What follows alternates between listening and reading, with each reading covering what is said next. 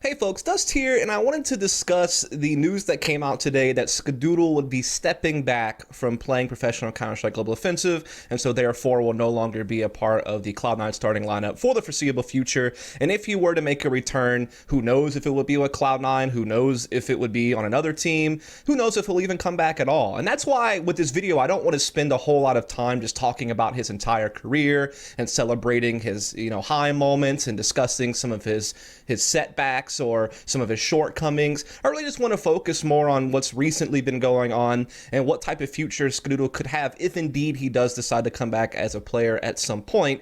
If indeed it comes out that Skadoodle is retiring permanently and has no plans to return to competitive play, then I'll probably do a separate video on Skadoodle talking about his career and getting into the history of him as a player and his ups and downs and some of the myths surrounding him as a player when it comes to his performance and his communication and all that good stuff. But as of right now, the language has been seemingly very clear that he's just taking a step back and very well may return to competitive play at some point. But for now, he would be streaming, maybe consider his options, maybe kind of, make that decision later on what he wants to do long term.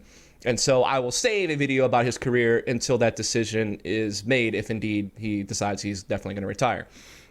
So now that I've got past all that, when it comes down to him deciding to step down now, it does make a lot of sense, doesn't it? I mean, Cloud9 have definitely had a lot of trouble since the departures of Stewie 2K and Tarek. And even before those guys departed, certainly they were hitting their hiccups, particularly with that WESG event, and even, going back to way earlier this year. And that's when people started dropping out of the team, so they were already starting to struggle, really after the CS Summit, because they had won E-League Boston. That was huge, of course, for them. They took second at CS Summit 2. Still a pretty good result, only losing to Team Liquid. And then after that, those struggles at Starladder Season 4 in particular, not really ever placing top 4 ever again after the CS Summit 2. So the pitfalls were already starting to happen, but really over the last, 6 to 8 months, it's been really poor with the roster chaos. And I've already made videos about that, so I don't want to get into that too much. I really want to, focus more on Skadoodle. And individually speaking, yes, he has struggled quite a lot over the last 6 to 8 months. That is certainly true. A lot of the critique that he's been getting over the last 6 to 8 months is totally valid in my opinion. Especially because this takes place when the team needed Skadoodle the most, right? This is when star players like Tarek and Stewie 2K were gone. Someone like Rush has really been struggling to get back into some type of star rhythm that he used to have back in Optic. Now that he's actually being given, his entry role back, where he was really strong on Optic. I can understand why Rush struggled through a lot of 2017 when Tarek and Stewie were on the team, because he was one of the guys that had to make the biggest sacrifices of, playing the edge of the map or doing more supportive stuff sometimes on T-sites. Yeah, certainly when they just did super fast-paced executes and everyone was just running in and trading, Rush could still put his entry rifling to work, so to speak, and he still held some key CT spots, but you can understand that you can understand why he fell back, but now they needed him to step up. And Skadoodle was the other guy that also needed to step up, right? Yes, you had Automatic, a very stable rifler, definitely was going to be able to contribute. You were hoping that Rush getting back into an entry fragger role would be a key piece of firepower for this Cloud9 team if they were ever to be successful again. But that other piece you really needed was going to be Skadoodle, because at the time you had Sticko, who was definitely more of a supportive rifler, definitely not someone you were going to think is going to put up big time numbers. And then you have Golden, the in-game leader, who again, historically speaking, not usually going to be a guy to frag. So if you needed at least 3 pieces to be solid fraggers, and Skadoodle really had to be one of them. There were more, chances for Scott to take a step back and kind of take a back seat and kind of let other people come to the forefront. This is when they needed Skadoodle to be that star opper. Maybe never again going to be as strong as that summer 2015 run, but they needed something from him and they weren't getting it. And so you can understand why, both these parties have to go their separate ways right now. In my mind, I think the only way that Skadoodle could have stayed on Cloud9 for the foreseeable future is if instead of bringing in Flusha for Sticko when they made that move, they instead picked up an AWP and they put Skadoodle into that supportive role with a rifle, kind of doing maybe some of the things that Sticko was doing as a support rifler, and then bring in an actual opper who is going to take initiative, who can live up to the hype, who can be that star that Cloud9 needs alongside Automatic, and hopefully perhaps rush picking back up form, or if he can't, then maybe you need to bring another entry rifler as well and make another big move here for Cloud9. But, none of that really came to fruition. They went with Flusha. They brought him in to be kind of that peripheral role rifler and maybe want him to be perhaps a star in the future for this team, try to get him back at that level alongside Automatic or what have you. And so when that decision was made to not get an opper, then it's like, okay, Skadoodle, it's either, make the op work, or, okay, we're going to have to remove you and perhaps bring in an opper or at least another, star rifle or something like that to get Cloud9 the firepower it desperately needs. So when you consider all of that, this makes, a lot of sense. And again, I don't want to get too much into his career. I do think Skadoodle, like I said, has deserved valid criticism over the last 6 to 8 months. Certainly, if Skadoodle decides never to come back, he has a lot to be proud of. And again, I'll talk about that in a separate video when that decision gets made. Other than that, though, I will just say that, some people have been overly harsh on him at other points in his career. He certainly did have a slumping period in 2017 for several months where he was also really struggling. Like, let's say, throughout like IM Katowice in 2017 and like the EPL Season 5 finals and some of these events definitely really struggled. Even when Cloud9 was ramping up towards, 2017, preparing for E-League Boston, where they would get their title win, when they were, getting top 4 finishes at ESL 1 New York and E-League Premier and winning DreamHack Denver and things like this. Yes, Ska was even still having his struggles even then, basically from, IM Katowice forward for like a 3 to 6 month period. He definitely also had a pretty big slump in his career. And yes, early on, it took him a while to finally be deliver overseas. Like, he would always do really good at ESEA lands with Curse and iBuyPower when he would play against other North American teams. It was only like maybe Quantic or Complexity that would get the better of him when he was playing for Curse. And then when he was on iBuyPower, they were beating teams like Complexity, and they would really only struggle against, like bigger name European teams. But typically Skadoodle would even perform well on NA soil against like an NIP or something. He would still put up pretty solid numbers. Or, obviously when he was with iBuyPower and they were winning ESEA lands, those back-to-back best-of-3 victories against Titan, for example, at Season 15, or when they played Virtus Pro and then they played Complexity back-to-back at the Season 16 finals. He's doing really well here. But it was when he went overseas, like a Copenhagen Games or a DreamHack, event like in 2013 or something like that, where he would have his pitfalls. It really wasn't until with iBuyPower at the Face It Season 2 finals, where they took second place, that he really fine delivered in an overseas environment. Then obviously the summer 2015 run certainly or other times where he was able to deliver as well. So, yeah, other than that, though, I think it's really just the context of when you see how good he was in summer of 2015, and really even after that second place run of 3 events fell off, he still maintained form for quite a while even after that, and was definitely an argument for one of the best operators in the world at that time. But the fact that he never was able to get back to a level like that again is the real pitfall, is really where the criticism comes from, because he had shown you what he was capable of in this particular scenario. But it just seemed like it took some special roster configuration or some special type of leadership that would bring that out of him. And that's maybe definitely a critique to hit him with, that he didn't take initiative on his own, that he couldn't do it on his own, that it required, again, some type of special circumstances to really bring it out of him to be a star level opera. And he really was never a star level opera again after that summer 2015 run. He was just kind of a decent, steady opper. He would definitely get his numbers more often than not, other than like that slump in 2017 and again the last 6 to 8 months in 2018 after all the blowing up of the Cloud9 roster. But he just never lived up to that star level again. He was always like average or just slightly above average, which he shouldn't be critiqued as like some shit player at that point, because he definitely wasn't shit. He just wasn't a star or anywhere near it anymore for most of 2017 and pretty much all of 2018. So basically 2 years of kind of just being mediocre and eventually getting into a something phase. But again, a lot to be proud of in his early career through 2015. Even into 2016, he certainly had his moments. The only knock against him, of course, will be the majors, right? The first few majors iBuyPower really struggled. Obviously, only played a couple of best of ones per major. That was back when it was just like 2 and you're out format for the major, and usually the whole team was capitulating. It wasn't just him that was like the main problem. Like, he was the issue. It was like really the whole team failed. Hell, that one DreamHack winner 2014 game where he probably should have made it out the group set tournament, they had the biggest choke in fucking CSGO history, where they get 13 rounds on the TT side against Penta and then lose 14 rounds in a row on their T side, can't just get a few to get out of groups. And again, it really was only E-League Boston where he finally did have a big major. But I would also say he played pretty well at the PGL Krakow major as well individually. And again, there was a couple other majors like ESL One Cologne or winner where he would have good maps. And again, I don't think he was like the main reason why they struggled at the major, but certainly that was something that will be against him, that, you know, he went to 10 majors and only made it to groups once, which happens to be the one that he won. So that'll come in. But again, still a lot to be proud of in other international events he played, you know, winning that EPL Season 4 finals on Brazilian soil, winning E-League Boston, that summer run of 2015. And there were certainly other moments in time where the team would do really well domestically and online leagues and, you know, local North American tournaments like an iBuyPower Masters or an iBuyPower Cup or maybe like a DreamHack Austin or, you know, some of these, you know, domestic events. He would certainly still be considered a very strong player. And he did have, like I said, his moments at different times as well. So again, a lot to be proud of. And again, I don't want to get into the myths or him as a player overall, because I want to see, you know, what happens if he decides to play again or not. And to get into that even more, to kind of end this video, what is Skadoodle's future really? I mean, that's really the kind of question you have to ask.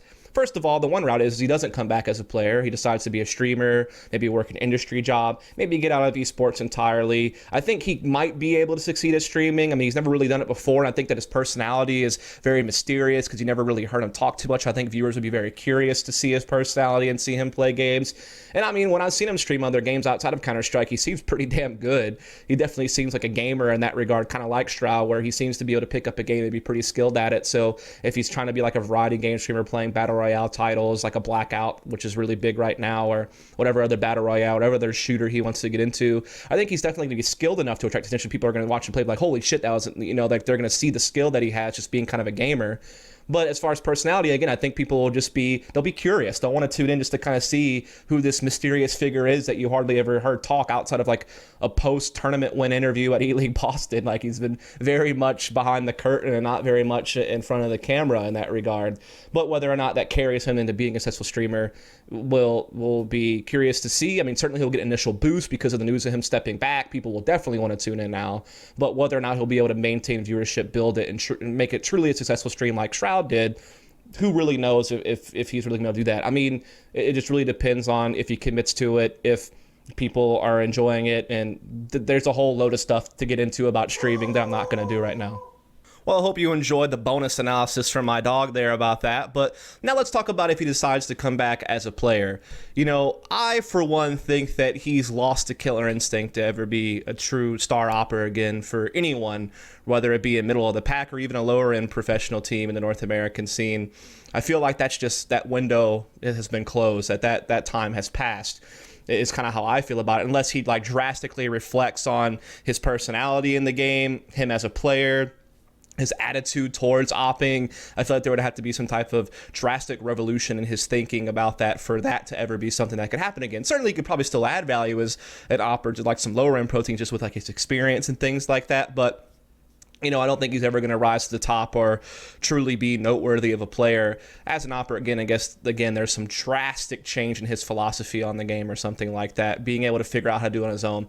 Again, I can understand him taking a backseat in 2017 into early 2018 when he had Tarek, Stewie 2K, Automatic, Rush, all these aggressive riflers. I mean, Cloud even meaned about how they had, you know, a bunch of entry riflers on their team and Skadoodle was an hopper, you know, so I can understand why he kind of took a step back.